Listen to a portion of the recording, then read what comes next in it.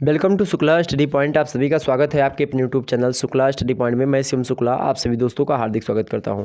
दोस्तों, आज की वीडियो के अंतर्गत हम बात करेंगे पेपर 3 के बारे में, और पेपर 3 होगा आपका जिसका नाम है अंतर्राष्ट्रीय राजनीति। इससे पहले आपके 2 पेपर अपलोड हो चुके हैं राजनीति विज्ञान को लेकर के, यानी पॉलिटिकल साइंस से संबंधित।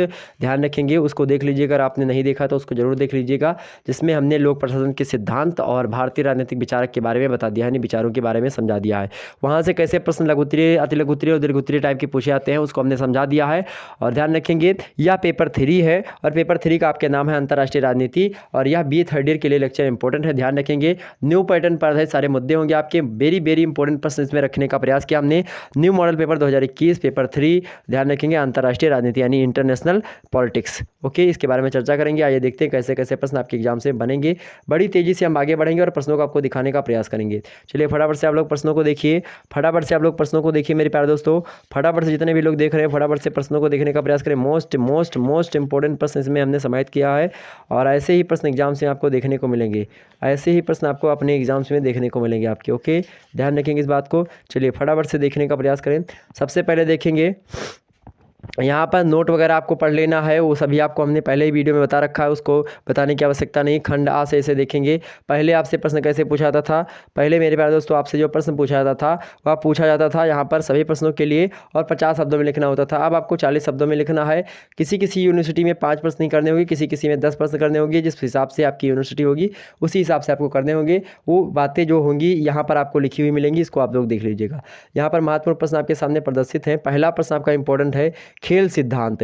खेल सिद्धांत के बारे में आप पढ़ लीजिएगा। इंपॉर्टेंट प्रश्न है, खेल सिद्धांत के बारे में आप पढ़ लीजिएगा मेरे प्यारे दोस्तों। क्या? खेल सिद्धांत के बारे में आप पढ़ लीजिएगा। खेल सिद्धांत क्या है, किसने दिया, किस प्रकार के उसमें विचार दिए गए, 40 शब्दों में आपको लिखना है। अगला, कूटनीति क्या होती है, इसके बारे में 40 शब्दों में बताना है। इंपॉर्टेंट प्रश्न है, पढ़ लीजिएगा, इसको एग्जाम से बन सकता है। अगला प्रश्न, शीत युद्ध किसे कहते हैं, इसके बारे में पढ़ लीजिएगा। शीत युद्ध क्या होता है, यानी कि जो जिसको हम अंग्रेजी में कोल्ड वार कहते हैं, या क्या होता है, इसके बारे में पढ़ लीजिएगा। शीत युद्ध, उसके प्रमुख साधन कौन कौन से होते हैं, जैसे प्रचार, शक्ति का प्रदर्शन, कमजोर राज्यों को आर्थिक सहायता देना, जासूसी, कूटनीति, ये तमाम सारी चीज़ें होती हैं। इसको पढ़ लीजिएगा आप सभी लोगों के, ध्यान रखेंगे। अगला प्रश्न है, राष्ट्रीय हित के तत्व कौन कौन से होते हैं, कौन कौन से राष्ट्रीय हित में होते हैं, उनके बारे में आप पढ़ लीजिएगा। ओके, ध्यान रखेंगे। आगे बढ़ते हैं अगले प्रश्न की ओर। अगला प्रश्न आपका बहुत ही ज़्यादा महत्वपूर्ण है, उसको देखने का प्रयास करें सभी लोग। अगला प्रश्न बहुत ही ज़्यादा महत्वपूर्ण है मेरे प्यारे दोस्तों, निशस्त्रीकरण। क्या? निशस्त्रीकरण क्या होता है, निशस्त्रीकरण, इसको पढ़ लीजिएगा। वहीं अगला प्रश्न है आपके सामने, गुट निरपेक्षता। गुट निरपेक्षता एक प्रकार से जो विचार है, इसके बारे में पढ़ लीजिए। गुट निरपेक्षता क्या होती है, इसके बारे में पढ़ लीजिएगा। ओके, गुट निरपेक्ष राज्य, जैसे जब बात की जाए गुट निरपेक्ष की, दो अमेरिका और सोवियत संघ, दो महाशक्ति जो थी वह एक प्रकार से बन चुकी थी। ऐसे में मेरे प्यारे दोस्तों, एक तो पूंजीवाद समर्थक था और एक था समाजवाद का समर्थक। तो ऐसे में वह जो है 2 महाशक्तियां हुआ करती थी, 2 दुनिया के देश, प्रथम दुनिया का अमेरिका, द्वितीय दुनिया का रूस। अब ऐसे में जब भारत आज़ाद हुआ 1947 में, तो भारत के सामने एक संकट था कि आखिरकार वह अमेरिका का पक्ष ले या रूस का पक्ष ले। तो ऐसे में हुआ क्या, ऐसे में भारत ने कहा कि हमारी कोई मतलब नहीं रहेगा, हम गुट निरपेक्ष राज्य हैं। गुट मतलब होता है कि हम किसी गुट के राज्य नहीं है, ना तो हम पाकिस्तानी मतलब कि एक प्रकार से, ना तो हम अमेरिकी गुट का समर्थन करेंगे उसके साथ होंगे, और ना ही भाई हम, उस समय कोल्ड वार चल रहा था, शीत युद्ध चल रहा था अमेरिका और रूस के बीच में। शीत युद्ध मतलब कि ना तो अमेरिका का एक सैनिक मरा और ना ही रूस का सैनिक मरा, दूसरे देशों में जाकर के लोग झगड़ा करते थे। ठीक जैसे भारत में आ गए वो, मतलब कि श्रीलंका में कोई आ गया, कोई यहाँ पर अपना जो है मतलब एक एक द्वीप खरीद लेते थे कि इसके बगल में, अर्थात मतलब कि जो रूस का समर्थक होता था उसको अमेरिका मारता था, जो अमेरिका का समर्थक होता था उसको रूस मारता था। इस प्रकार से जो है कोल्ड वार चलता था, मतलब बढ़ने की होड़ लगी हुई थी लोगों में। तो इस प्रकार से उसमें क्या होता था, उसी में मेरे प्यारे दोस्तों, तो भारत ने कहा मैं किसी गुट का देश वोश नहीं बनूंगा, मेरा गुट निरपेक्ष राज्य है। तो भारत एक प्रकार से गुट निरपेक्ष राज्य बना, और तमाम सारे लोगों को उसने अपने में शामिल किया। ठीक, ध्यान रखें, गुट निरपेक्ष में। ठीक, आगे बढ़ते हैं।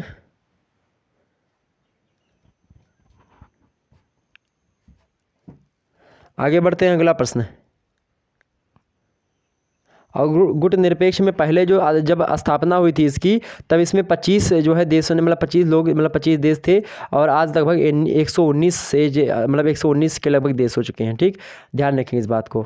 आगे देखते हैं अगला प्रश्न आपके सामने, किसने किसने किया था, इसमें कौन कौन मुख्य रूप से थे। तो भारत के पंडित जवाहरलाल नेहरू थे, मिस्र के थे कर्नल नासिर, और यूगोस्लाविया के थे मार्शल टीटो। इन सभी ने मिलकर के मतलब कि एक प्रकार से यह तटस्थता नीति अपनाई थी, जो कि गुट निरपेक्ष के नाम से जानी नहीं आती है। ठीक, और आसियान की महत्ता क्या, आसियान देशों का एक समूह होता है, तो आसियान देशों के बारे में पढ़ लीजिएगा। आसियान देशों की महत्ता के बारे में आपसे पूछ रहा है, क्या आसियान देशों के महत्ता के बारे में आपसे पूछ रहा है, आसियान देशों के महत्ता के बारे में। तो आसियान देशों के बारे में आप पढ़ लीजिएगा। एक जो है देशों का समूह है कौन, आसियान। ठीक, ध्यान रखेंगे। आगे देखते हैं, आसियान हो गया आपका, दक्षेस हो गया, ठीक, यानी सार्क जिसको आप कहते हैं। तो इन सभी देशों के बारे में आप पढ़ लीजिएगा, ओके, क्योंकि इन सभी से एग्जाम से आपके प्रश्न पूछे जाएंगे। ठीक, आगे देखते हैं। अगला प्रश्न है, व्यापक परीक्षण निषेध संधि क्या है। व्यापक परीक्षण निषेध संधि क्या है, इसको पढ़ लीजिएगा। नेक्स्ट प्रश्न आपके लिए इंपॉर्टेंट है, विदेश नीति के तत्व कौन से हैं। विदेश नीति के तत्व कौन कौन से होते हैं, आखिरकार विदेश नीति में कौन कौन से तत्व कार्य आते हैं, उनके बारे में पढ़ लीजिएगा। नेक्स्ट प्रश्न है, शक्ति संतुलन की परिभाषा दीजिए। क्या शक्ति संतुलन की परिभाषा दीजिए, यह भी इंपॉर्टेंट है। आगे देखते हैं, खंडवा। इनसे संबंधित वीडियो जल्दी आपके सामने देने का भी प्रयास करूंगा, अगर टाइम मिलेगा तो अवश्य बता दूंगा सभी के प्रश्नों के उत्तर। आगे देखते हैं, लेकिन आपके अगर एग्जाम से जल्द में है तो आप लोग देख लीजिए और इनको पढ़ लीजिएगा अपने सीरीज वगैरह में मिले तो। आगे देखते हैं, सभी प्रश्नों के उत्तर दीजिए। प्रत्येक प्रश्न का उत्तर लगभग आपके 200 शब्द में होना चाहिए। पहले आपको ऐसे मिलता था, लेकिन अब आपको क्या मिलेगा, यहाँ पर जो है खंडवा से जो लघु उत्तरीय पूछे जाते हैं मेरे प्यारे दोस्तों। तो लघु उत्तरीय में होता क्या है, आप अथवा करके पहले दिया था, अब आपको 10 प्रश्न देगा या फिर 8 प्रश्न, जो भी आपको देना होगा उसको देना होगा, वो देगा। अब आपको करने कितने होंगे, 3 करने होंगे। एक प्रश्न के साथ 15 नंबर आपको मिलते हैं। ठीक, ध्यान रखेंगे, 15 नंबर साथ मिलते हैं। चलिए देखें, यहाँ पर प्रश्नों की जो है कतार को आप देखने का प्रयास करें सभी लोग। यहाँ पर देखेंगे, यहाँ प्रश्न आपके सामने है, विचाराधीन। मोस्ट इंपॉर्टेंट प्रश्न है, ध्यान रखेंगे इन सभी। विचारधारा की परिभाषा दीजिए। विचारधारा की क्या परिभाषा होती है, जो विचार कहते हैं, विचारधारा इनकी विचारधारा का प्रतिपादन किया, इन्होंने इस विचारधारा का प्रतिपादन किया। तो आखिरकार विचारधारा होती क्या है, आपसे पूछा गया है, इसको पढ़ लीजिएगा। अंतर्राष्ट्रीय राजनीति में विचारधारा की क्या भूमिका होती है।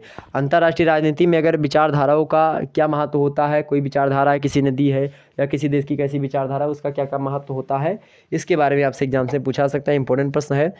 अगला प्रश्न आपके सामने, अंतर्राष्ट्रीय राजनीति क्या होती है, इसके बारे में आप बता दीजिए, इसके क्षेत्र के बारे में बताइए।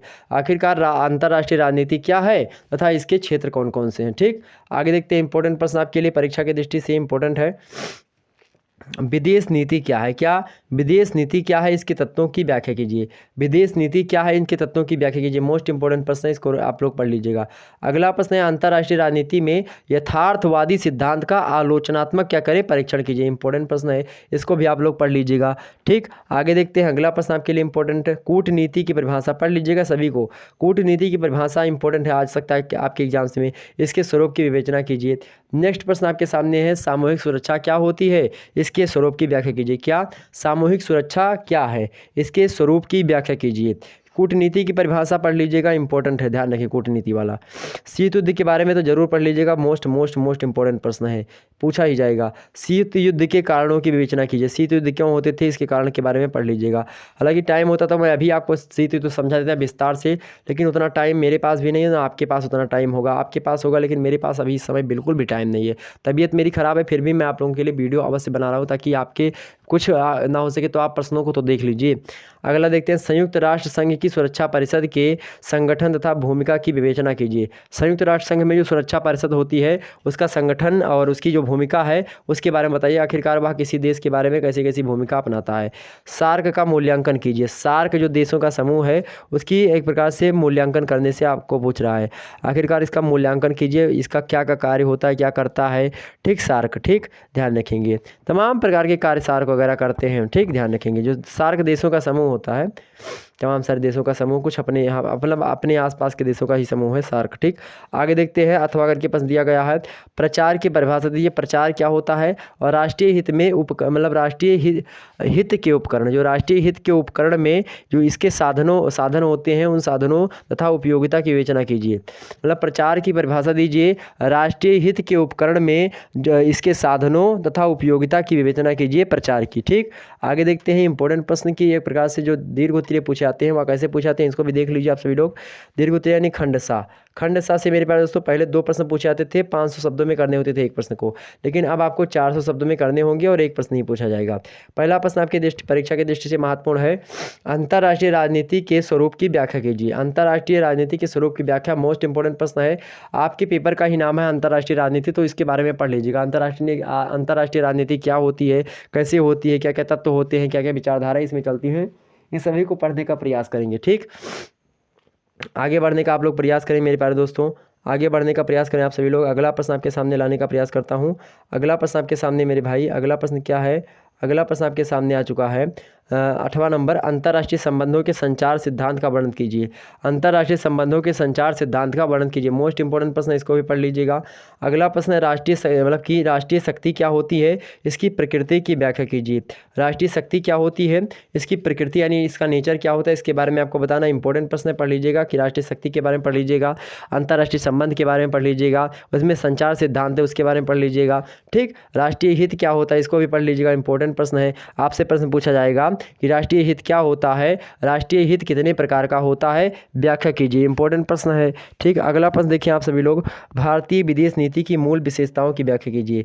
भारतीय विदेश नीति की मूल विशेषताओं की क्या करें, विवेचना कीजिए। मोस्ट इंपॉर्टेंट प्रश्न पूछे गए आपसे। अब मेरे प्यारे दोस्तों ध्यान रखेंगे, आपके यहाँ भी प्रश्न पूछे जा सकते हैं, ध्यान रखेंगे एग्जाम्स में। आप जो है पेपर 1 का जो नाम है आपके लोक प्रशासन के सिद्धांत नाम है, इससे संबंधित वीडियो अपलोड है, इसको देख लीजिएगा। थंबनेल ऐसा होगा, पेपर 1 यहाँ पर लिखा हुआ मिलेगा आपको। आगे देखते हैं, पेपर 2 का नाम राजनीतिक विचार है, इसको देख लीजिएगा, ऐसा आपको कुछ थंबनेल दिखाई पड़ेगा। तो फिर मेरे प्यारे दोस्तों मिलेंगे हम नेक्स्ट वीडियो के अंतर्गत, तब तक के लिए जय हिंद जय भारत।